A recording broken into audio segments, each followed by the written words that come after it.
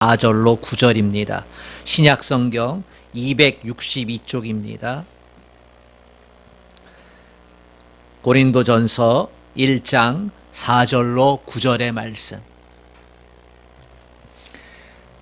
하나님의 말씀을 같이 합독하겠습니다. 시작. 그리스도 예수 안에서 너희에게 주신 하나님의 은혜로 말미암아 내가 너희를 위하여 항상 하나님께 감사하노니 이는 너희가 그 안에서 모든 일 곧 모든 언변과 모든 지식의 풍족함으로 그리스도의 증거가 너희 중에 견고하게 되어 너희가 모든 은사에 부족함이 없이 우리 주 예수 그리스도의 나타나심을 기다림이라. 주께서 너희를 우리 주 예수 그리스도의 날에 책망할 것이 없는 자로 끝까지 견고하게 하시리라. 너희를 불러 그의 아들 예수 그리스도 우리 주와 더불어 교제하게 하시는 하나님은 미쁘시도다. 아멘.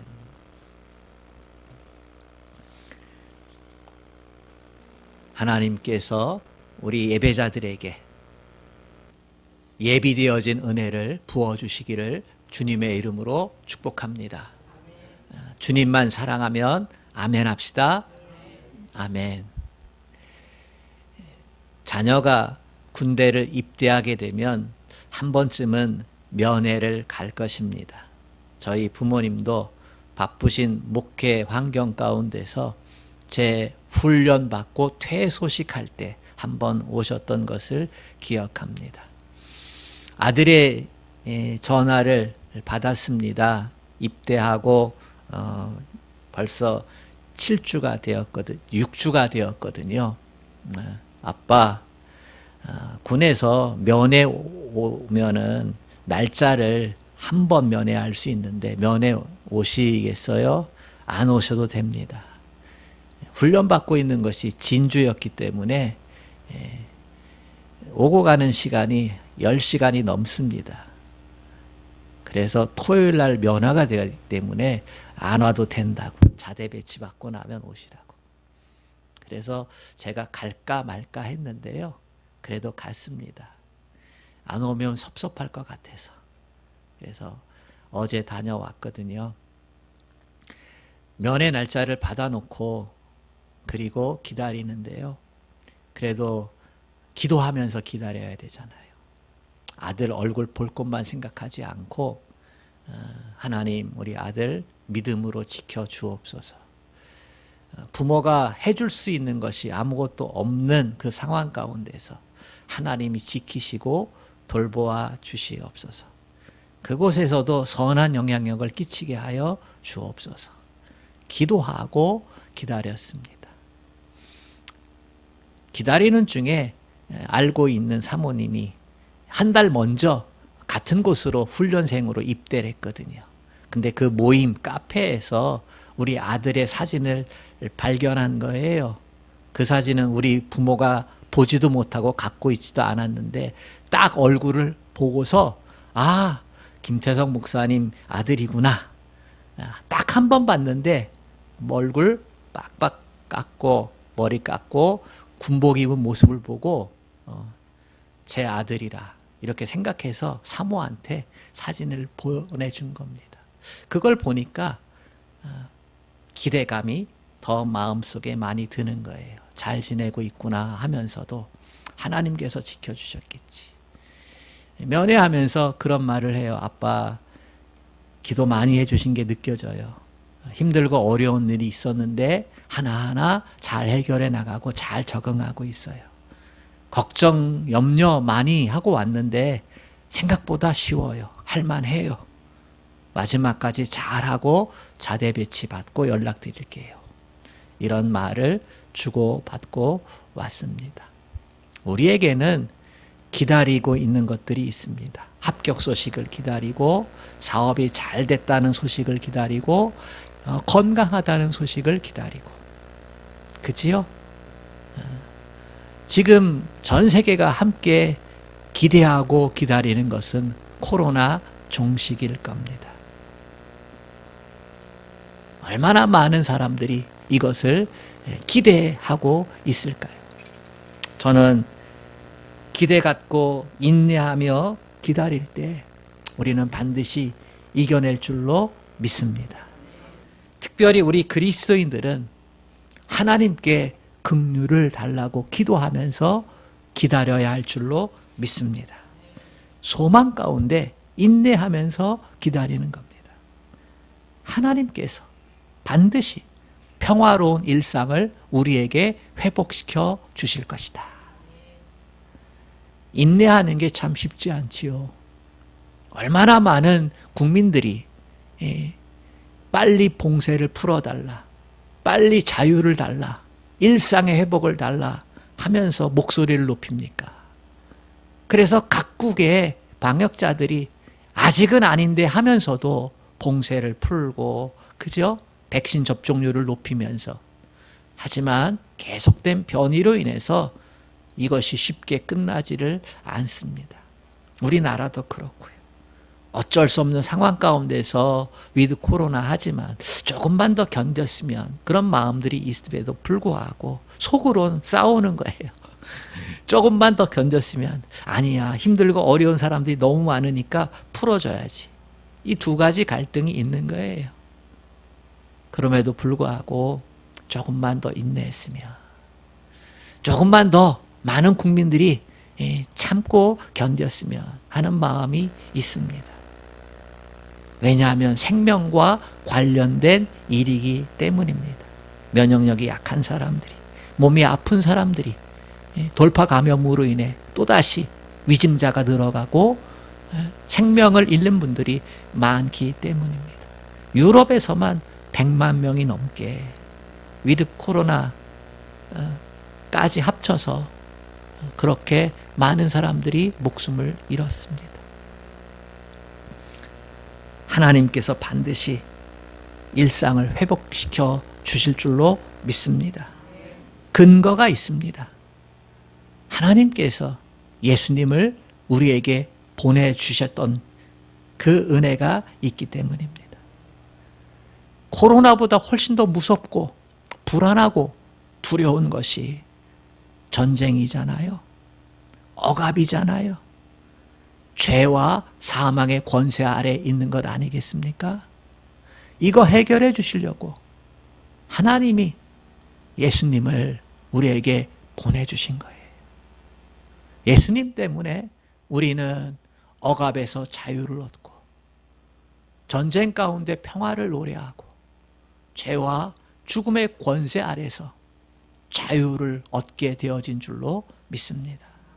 육적인 생명을 가졌던 우리가 영적 생명을 가진 자로 천국의 삶을 이 땅에서도 살아가고 있는 줄로 믿습니다. 그 은혜가 있기 때문에, 하나님이 이미 베풀어 놓으신 그 은혜가 있기 때문에 이번 코로나의 문제도 때가 차면 해결해 주실 줄로 믿습니다. 성경에 예수님을 보낼 때 그렇게 얘기하잖아요. 때가 차면 하나님께서 예수 그리스도를 메시아로 우리에게 보내주셨다. 이번 코로나 사태도 마찬가지입니다. 때가 차면, 하나님의 때가 차면 이것도 하나님께서 종식시켜 주실 줄로 믿습니다. 이런 기대감을 갖고 우리는 우리에게 주어진 삶을 부정적으로가 아니라 마음의 확신 가운데 밝고 아름답게 살아가야 될 줄로 믿습니다. 오늘은 교회 절기로 대림절 첫 번째 주일입니다. 초가 켜졌잖아요. 교회력으로는 시작입니다. 대림절 첫 번째 주일이 우리에게는 또 다른 1년의 시작입니다. 우리의 시작은 다시 오실 예수님을 기다리면서 시작합니다. 대림절은 성탄절을 앞두고 4주 전부터 지키게 되어지는데요. 이 땅에 오셔서 우리를 사랑하셔서 십자가에 지셨던 예수 그리스도, 구원의 문을 활짝 열어놓으셨던 예수 그리스도를 생각을 하면서 그 성탄의 은혜를 우리가 마음속에 기억하는 것이고, 또 한 가지는 다시 오실 예수님, 내가 다시 오마 했던 그 언약, 그 약속이 지켜질 것을 믿으면서 다시 오실 예수님을 기대하고 기다리는 그러한 마음으로 이 대림절의 시간을 갖게 되어지는 겁니다. 기다릴 때에 어떠한 마음의 상태로, 어떠한 삶의 자세로 기다리느냐 하는 것이 굉장히 중요합니다. 우리가 다시 오실 주님을 어떤 모습으로 기다려야 할까? 첫 번째 삶의 태도는 하나님의 은혜를 기억하면서 기다리는 것입니다.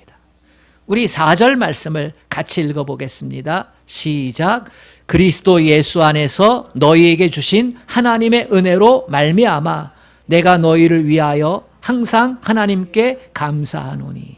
이 4절 말씀에 보면 그리스도 예수 안에서 너희에게 주신 하나님의 은혜가 있다라고 하는 것입니다. 바울은 고린도 교회에 편지를 쓰면서 하나님의 은혜로 말미암아라고 하는 말씀을 전해줍니다. 은혜라는 말은 카리스라는 말이잖아요. 그리스도 안에서 값 없이 우리에게 주어진 하나님의 선물입니다. 값 없이 우리에게 주신 선물, 그게 은혜입니다. 은혜가 없는 신앙은 존재할 수가 없습니다. 우리는 구원을 믿음으로 받았습니다. 그런데 그 믿음 역시 하나님께서 우리에게 베풀어 주신 은혜입니다. 내가 예수를 믿었지만 그러나 그 믿게 되어진 그 사실조차 그 배후에 하나님께서 우리 안에서 믿도록 우리의 감정과 이성과 모든 것을 사용하셔서 우리로 하여금 예수님을 영접하도록 하게 만들어 주셨다는 것입니다. 겉으로 보기엔 내가 믿었지만 그러나 그 배후에서 되어진 모든 역사는 하나님께서 하셨다는 것입니다. 새가족들 중에 어떤 분이 저에게 이런 말을 한 적이 있습니다. 목사님, 제가 교회에 와봤더니 성도들의 얼굴이 너무나 밝아서 좋습니다. 또 하나는 나에게 아무런 조건 없이 대가 없이 잘해주는 것에 대해서 그 이유를 모르지만 그게 너무 좋습니다. 보통 이유 없이 대가 없이 잘해주는 게 없어요. 사기꾼들이 괜찮아 이러면서 잘해주지, 그렇지 않아요. 근데 교회에 와보니까요, 내가 준 것도 없는데 나한테 잘해주고, 내가 찌푸리고 있는데도 웃어주고, 속상해하고 있는데도 풀어주려고 하고, 어떻게 해서든지 내가 가지고 있는 것에 대해서 귀를 기울여주고 협력해주고 도와주려고 하고, 이게 참 신기하다는 거예요. 그러면서 나도 예수를 믿으면 행복해지겠지. 그런데요, 목사님, 잘 안 믿어져요. 사랑하는 여러분, 하나님의 말씀이, 십자가 복음이 믿어지는 것이 은혜입니다.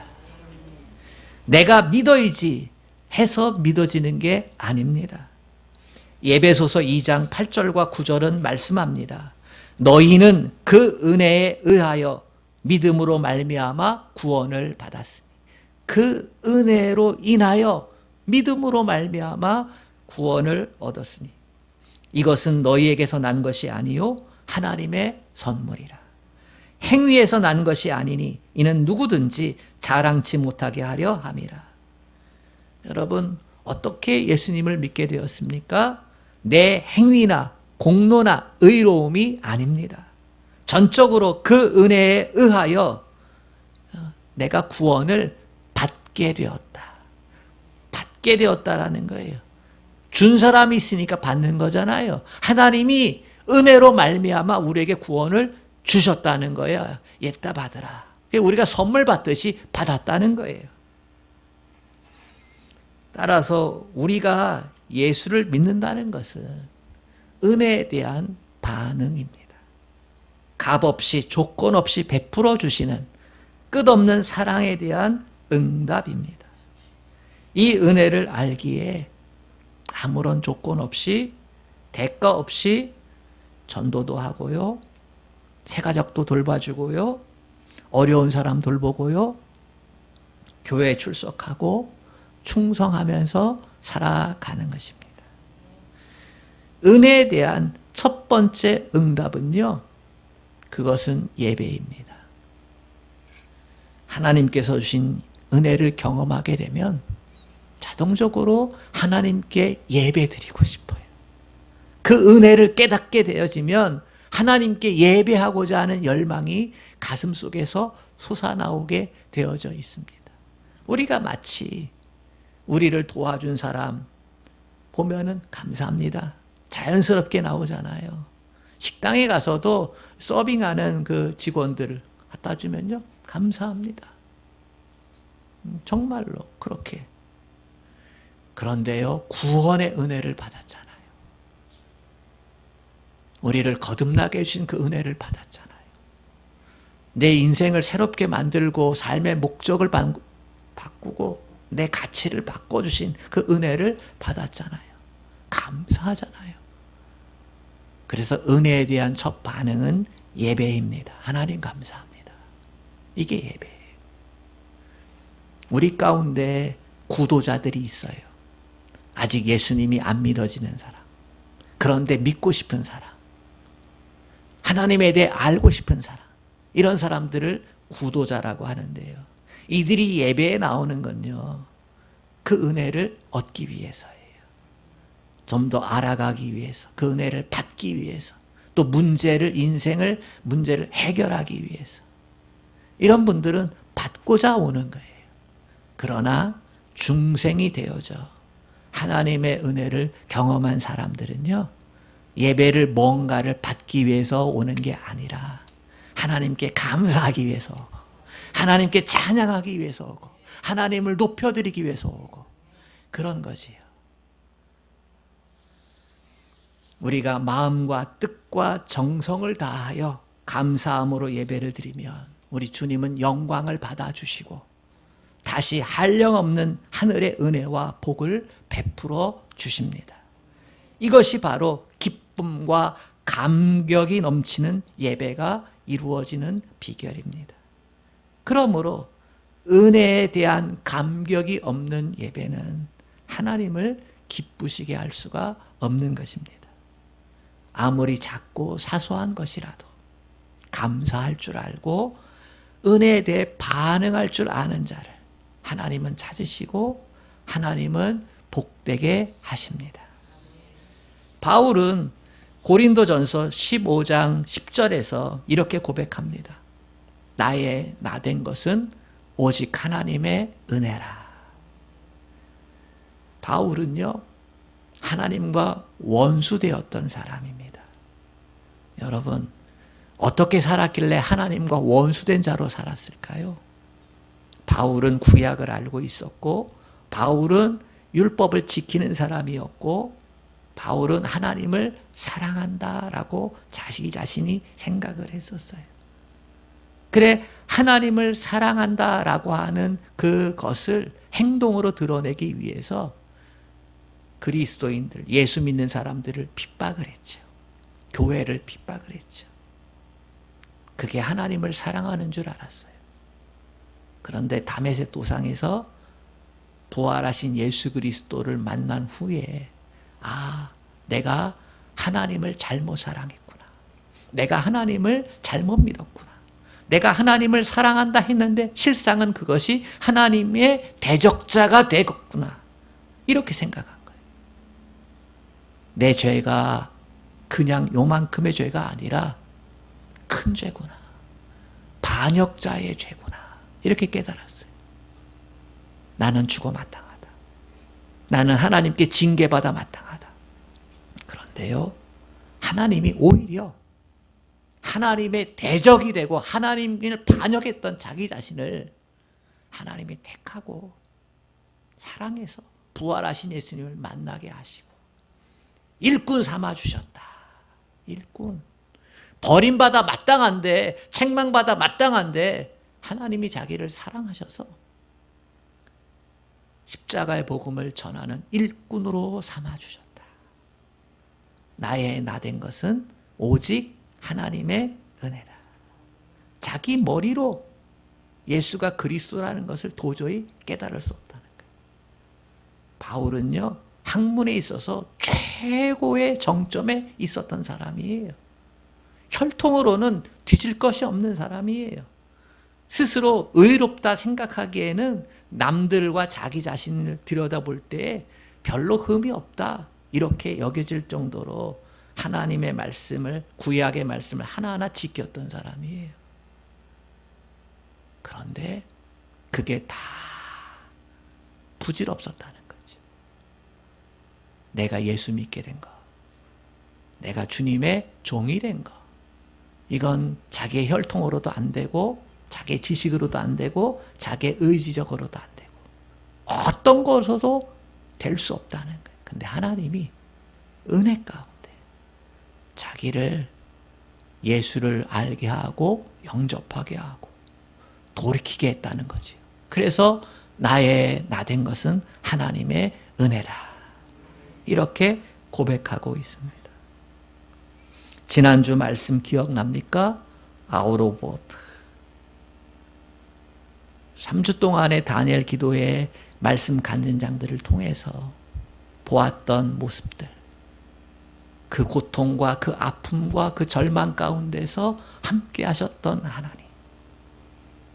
그러면서 그들은 깨닫게 됩니다. 보트 밖으로 나가는 거지. 자신들이 처한 삶의 자리에서 하나님을 예배합니다. 그곳에서 하나님의 살아계심을 드러내고 나타냅니다. 환경이 안 좋고 힘들고 작고 고통스럽고, 그렇지만 그곳에서 하나님께서 주신 은혜가 있기 때문에,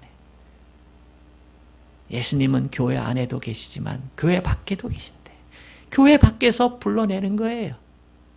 이곳에서 너는 나를 예배하라, 그렇게 듣는 거예요. 그 명확한 것들을 간증자들이 다 살아냈는데, 하나님이 놀랍게도 한 분의 사역자를 통해서 그것을 결론 짓게 하는 말씀으로 드러내셨어요. 저는 그렇게 받았고요. 나는 예배합니다. 내 삶의 자리에서 하나님을 예배합니다. 왜냐하면 하나님이 베푸신 은혜가 있기 때문에. 나의 나된 것은 하나님의 은혜입니다. 이걸 알기 때문에, 그래서 예배자로 보트 밖에서 사는 거지.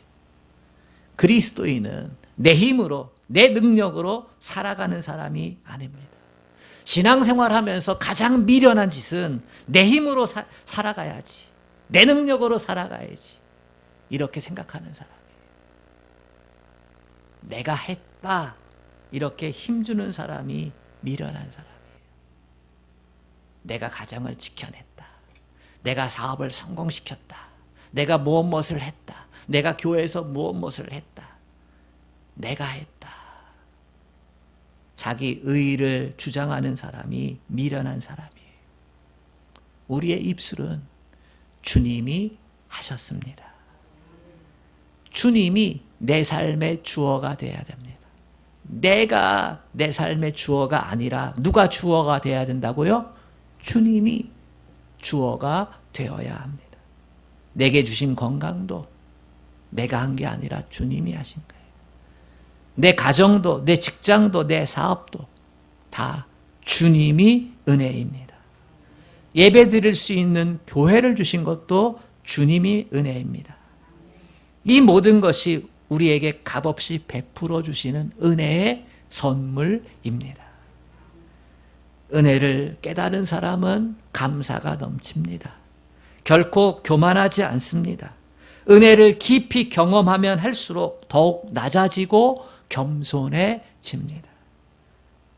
대림절 이 아침에 하나님의 은혜를 기억하십시다. 하나님께서 그리스도 예수 안에서 베풀어 주신 은혜, 십자가 복음 안에서 베풀어 주신 은혜, in Christ, 그 안에서, 예수 안에서 주신 은혜, 나의 나된 것은 하나님의 은혜입니다. 이것을 생각하며 다시 오실 주님을 기다려야 될 줄로 믿습니다. 두 번째, 재림의 소망을 가지고 다시 오실 주님을 기다리는 모습은 온전함을 준비하라는 것입니다. 한번 따라합시다. 온전함을 준비합시다. 8절 말씀 같이 읽어보겠습니다. 시작. 주께서 너희를 우리 주 예수 그리스도의 날에 책망할 것이 없는 자로 끝까지 견고케 하시리라. 아멘. 그리스도인은 이미 하나님의 자녀가 되었지만 아직 구원의 완성을 기다리는 사람입니다. 교회도 마찬가지입니다. 구원받은 무리, 공동체이지만 그 구원이 완전히 완성이 된 것은 아닙니다. 예수님을 영접하면 거듭남의 은혜를 경험한 거예요. 중생이라고 하죠. 예수를 영접한 것을 갖다가 성경은 중생, 거듭남 이렇게 얘기합니다. 새 생명을 얻은 자가 되었다는 거예요. 육적인 생명에서 예수님이 부여해 주신 영생을 가진 자로 태어났다는 거예요. 예수를 믿고 고백했을 때 우리는 새 생명을 가진 자로 태어난 줄로 믿습니다. 태어나고 나면 그때에 하나님께서 우리를 의롭게 여겨주시는 거예요. 의롭게. 우리의 죄와 허물을 보혈로 덮으셔서 가려주시는 거예요. 씻으시고 가려주셔요. 너는 이제 죄인 아니야. 너는 의인이야. 너는 이제 내 자녀야. 라고 그렇게 여겨주시는 거예요. 아멘. 태어나고 나면 자라남의 시간이 필요합니다. 그 자라남의 시간을 구원의 3단계에서 첫 번째는 태어남, 두 번째는 성화라고 얘기를 합니다. 그러니까 여러분과 저는 성화의 과정에 있는 겁니다. 자라남의 시간이 있는 겁니다. 이 시간에는 예수님의 손길이 필요한 시간입니다. 저에게도 주님의 손길이 필요하고 여러분들에게도 주님의 손길이 필요하고 아멘. 그런 것이죠. 그리고 우리의 완전한 구원은 저 천국에 갔을 때의 영화, 완전하게 변화되어져 영원한 구원의 은혜를 입은 자가 되어지는 것입니다. 우리는 예수 믿고 교회 공동체 안에서 신앙생활을 하게 되어집니다. 교회는 목사가 주인이 아니에요. 교회는 장로님이 주인이 아니에요. 교회는 건축 헌금을 많이 한 사람이 주인이 아니에요. 교회의 주인은 예수님 뿐입니다. 교회는 거룩하신 예수님, 완전하신 예수님을 중심으로 삼고 그 속에 우리들이 거하면서 믿음의 삶을 살아갑니다. 자라나는 성도들이 있는 곳이 교회입니다. 성도는 많은 차이점을 가지고 있습니다. 많은 다름이 있어요. 이것이 우리에게는 때때로 아픔이 되고 고통이 되기도 합니다. 성격의 차이가 다르잖아요. 성격이 다 차이가 있잖아요. 성격 차이가 얼마나 무서운지 아세요? 죽도록 사랑한다 해놓고 성격 차이로 헤어지잖아요. 형제로 태어나도 성격 안 맞는다고 평생 안 보는 사람도 있어요. 그만큼 성격 차이가 무서운데 근데 교회 안에도 성격 차이가 있어요, 없어요? 있다. 성격 차이의 문제만 있습니까? 지역 차이도 있습니다. 영남이든 호남이든 그죠? 또 해외에서 들어왔든 또 요즘은 우리나라에 외국인이지만 귀화해서 그래서 대한민국 국적을 가진 사람들도 많잖아요. 혼혈인들도 많고 지역의 차이, 혈통의 차이가 있어요. 이것도 심각한 문제인데 그러나 교회 안에도 이 문제가 있어요. 뿐만 아니라 정치색도 있지요. 그렇죠? 진보냐 보수냐 이거는 하나님도 못 말려. 이런 우스갯소리도 있습니다. 그만큼 심각한 문제죠. 빈부의 차이도 있습니다. 가난한 사람과 부자, 이 갭도 쉽게 메우기가 쉽지가 않습니다. 하나하나가 수렁이고 하나하나가 늪입니다. 그러나 내가 아니라 주님을 높일 때 이 문제의 차이가 줄어들게 되어지는 줄로 믿습니다. 성경에 기록된 초대교회가 이런 문제들을 어떻게 다루고 있습니까? 사도행전 5장과 6장에 빈부의 차이가 있었습니다. 그들은 함께 물건을 통용하면서 빈부의 차이의 문제를 해결해 나갔습니다. 갈등의 차이도 마찬가지예요. 고린도 전서의 1장에서도 여러 문제가 가지고 있는 것을 보게 됩니다. 고린도 교회, 문제가 많은 교회, 이렇게 생각하면 돼요. 어떤 문제들이 있었냐면 파당의 문제가 있었어요. 끼리끼리의 문제. 교회 안에서 제일 힘든 게 끼리끼리의 문제잖아요. 그리고 고린도 교회는 세워지기 전에 고린도라는 지역이 항구 도시였어요. 음란과 부정이 부패할 정도로 문제가 있었지요. 예수를 믿었지만 그러나 음란의 문제, 음행의 문제가 아직도 남겨져 있어요. 세상 법정에 송사하는 문제도 있었고요. 우상이 바친 재물을 먹을 것이냐 막을 것이냐의 문제도 있었고요. 은사의 문제도 있었어요.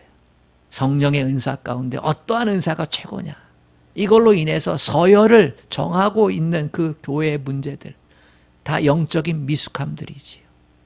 이런 것들에 대해서 사도 바울은 어떻게 가르쳐주고 있습니까? 예수를 중심에 놓아라. 그래서 고린도전서 1장 18절 말씀, 1장 18절 말씀 같이 읽어보겠습니다. 시작. 십자가의 도가 멸망하는 자들에게는 미련한 것이요 구원을 받는 우리에게는 하나님의 능력이라.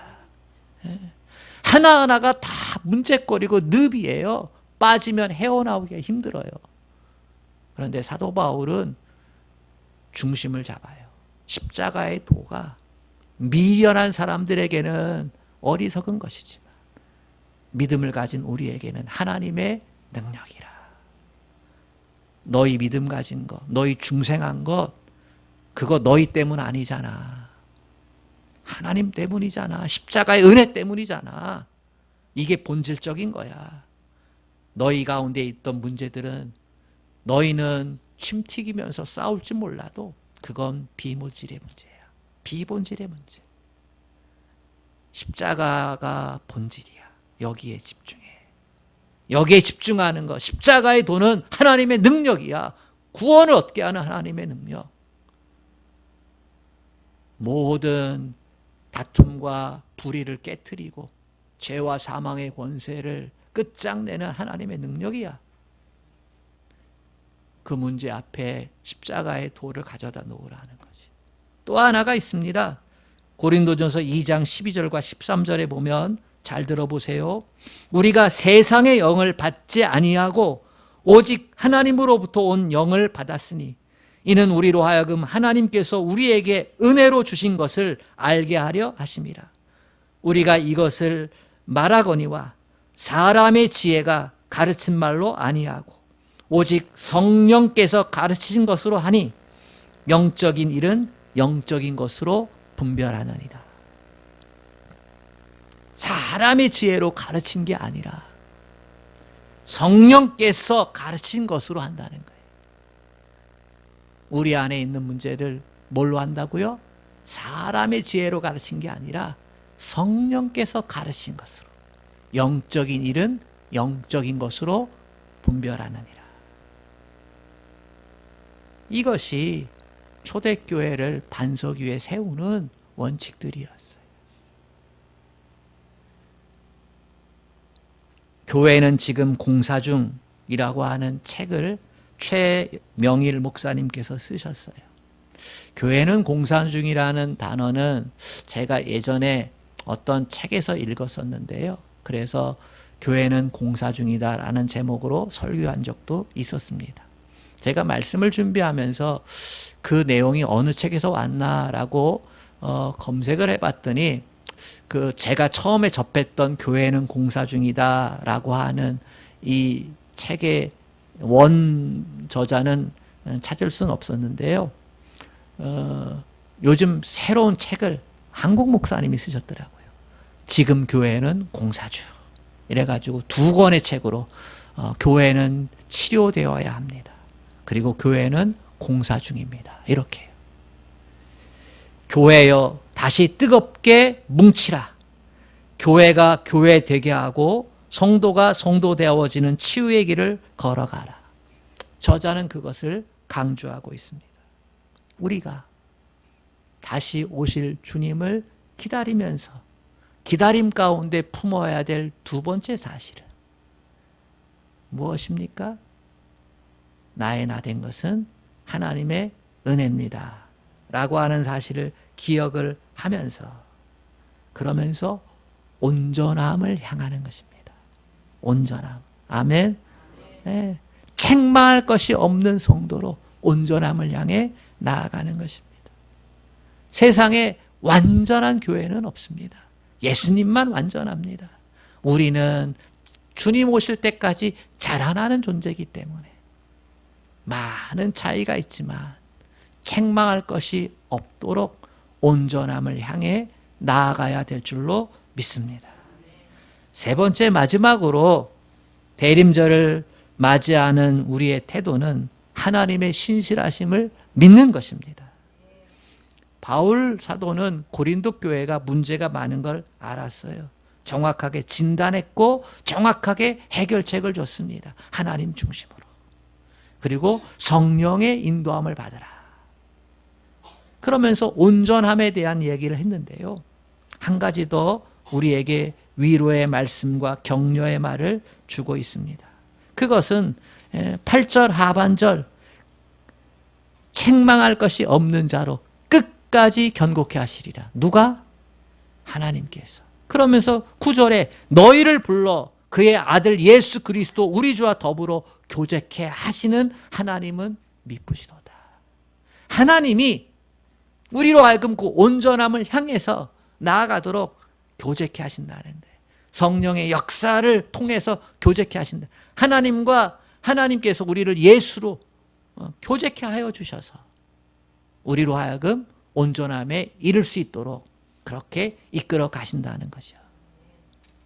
저는 이 말씀이 너무나 좋아요. 온전함에 이르는 것을 우리에게만 맡겨둔 것이 아니라 하나님께서 친히 그것을 이끌어 가신다는 거예요. 이 모습은 하나님께서 이스라엘 백성을 애굽에서 출애굽시킨 후에 가나안 땅까지 이끄시면서 어떻게 하셨어요? 이끌어 가신 거예요. 하나님의 뜻대로 주권하에서 이끌어 가시는 거예요.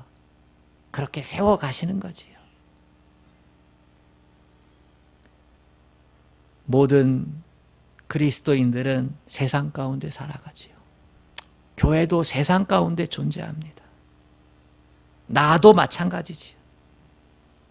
그런데 우리 가운데 한 가지 자라나면서 겪는 스트레스가 있어요. 나는 언제까지 공사주행해야 할까? 그죠? 나는 언제까지 공사주행해야 할까? 나는 언제까지 자라나야 할까? 교회는 언제까지 자라나야 하는가? 부족하고 연약한 모습이 많아서 상처받고 목사님 큰 교회 갈게요. 목사님 옆쪽 교회 갈게요.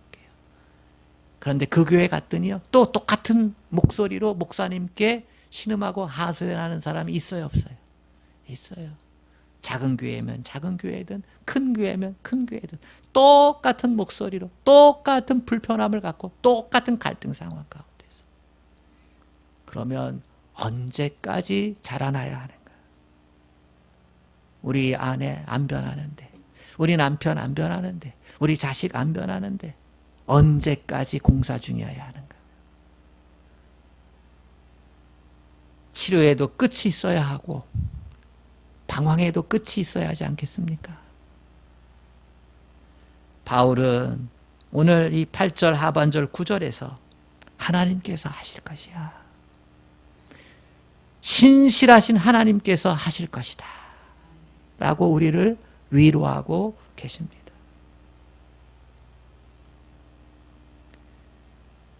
문제가 많은 교회, 문제가 많은 우리의 삶, 하나님의 신실하심이 우리를 세우시고 교회를 세우실 줄로 믿습니다. 독일의 전설처럼 내려오는 이야기가 하나 있습니다. 그것은 루드비히 공작에 대한 이야기입니다. 루드비히 공작은 황제의 인정을 받아서 총리가 됩니다. 그런데 총리가 된 후에 교만해져서요, 신하들에게 막 하대하고 백성들을 공포로 대하기 시작합니다. 정치하는 사람들이 제일 편하게 정치하는 게요, 폭군 정치예요. 총과 칼을 들고 두렵지, 따라와, 말 들어, 안 말 들으면 끝, 이렇게 정치하는 게 가장 쉬운 거예요. 근데 이 루드비히가 점점 그렇게 변해갔어요. 백성들의 원망이 심했거든요. 근데 이 사람이 어느 날 사냥을 하다가 숲속에 있는 작은 교회에 들어가게 됩니다. 교회가 예쁘고 작은데 모처럼 거기서 기도를 하게 되거든요. 근데 기도하고 끝났을 때 그 교회 앞에 벽면에 3이라는 숫자와 함께 뭔가가 쓰여졌는데 그 다음 숫자는 잘 알아듣지 못했어요.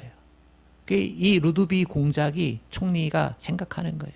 이 3을 이렇게 해석했어요. 아, 나에게 남은 날이 3일이구나. 이렇게 해석을 한 거예요. 내가 3일 후에는 하나님의 심판대 앞에 서겠지?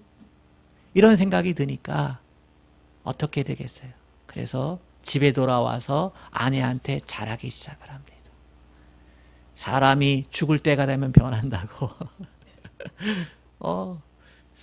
성전 벽면에 새겨진 3이라는 숫자, 뒤에 글은 잘 모르겠는데 그걸 그렇게 해석을 한 거예요. 나에게 남은 날이 3일이구나. 그래가지고 아내한테 잘하고요. 그리고 신하들, 그리고 백성들한테 3일 동안 천사처럼 잘하게 됩니다.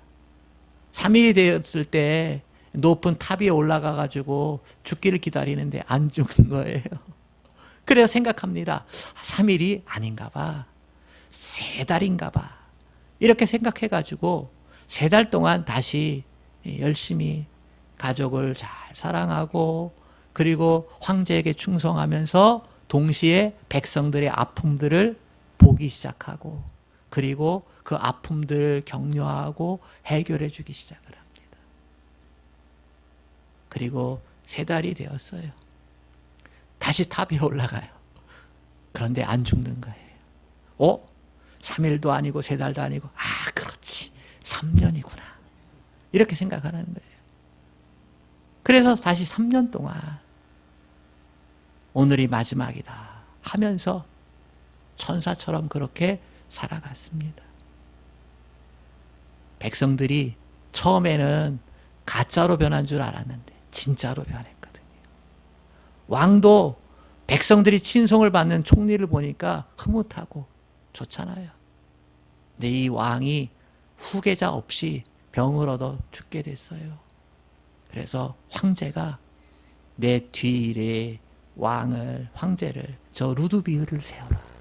루드비히 공작을 세워라. 유언을 남기고 죽었어요.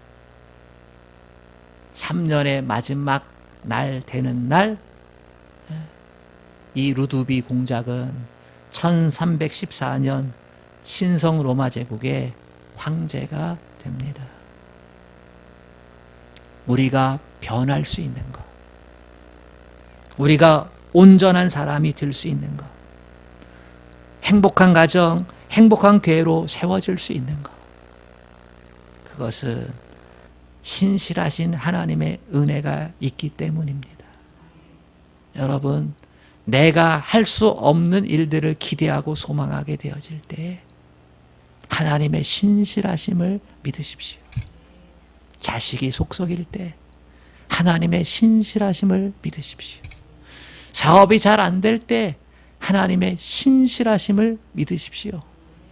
내 인생이 답답할 때 하나님의 신실하심을 믿으십시오.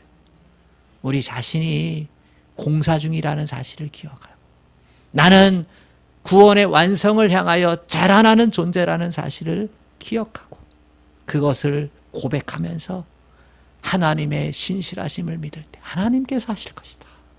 하나님께서 하실 것이다. 하면서 우리에게 주어진 자리를 지켜가며 그러면 하나님께서 그 은혜를 복으로 바꾸어 주실 줄로 믿습니다. 사랑하는 성도 여러분, 대림절 첫 주 하나님께서 예수 안에서 베푸신 은혜를 기억하고 다시 오실 주님을 기다리는 시간입니다. 예수 안에서 베풀어 주신 은혜, 나의 나된 것은 오직 하나님의 은혜입니다. 이거 고백 많이 하세요. 온전함을 준비하세요. 책망할 것이 없는 자로 성도는 공사 중이다를 인정하고 십자가 중심 성령께 맡기고 영적인 일은 영적인 것으로 분별한다는 이 사실을 기억하고 두 가지를 놓치지 않고 그리고 그 온전함에 이르시게 하는 분은 하나님이시다. 그 절대 주권을 고백하며 살면 그러면 하나님께서 우리를 복된 인생으로 그렇게 이끌어가 주실 줄로 믿습니다. 이게 기다림 시간 가운데 주시는 은혜입니다. 이것을 꼭 기억하고 이 은혜의 주인공이 될 수 있기를 주님의 이름으로 축복합니다. 아멘.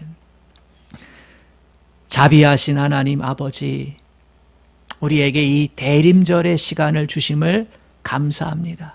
첫 번째 촛불을 켜면서 이 땅에 빛으로 오신 예수 그리스도, 구원의 문을 열어주신 그 예수 그리스도를 생각합니다. 그러면서 다시 오실 주님을 기다립니다. 예수 안에서 주어진 은혜, 하나님께서 우리에게 원하시는 온전함, 그것을 이루어 가시는 하나님의 신실하심들, 붙잡고 사는 자에게 그 은혜를 허락하여 주시옵소서. 예수님의 이름으로 기도합니다. 아멘.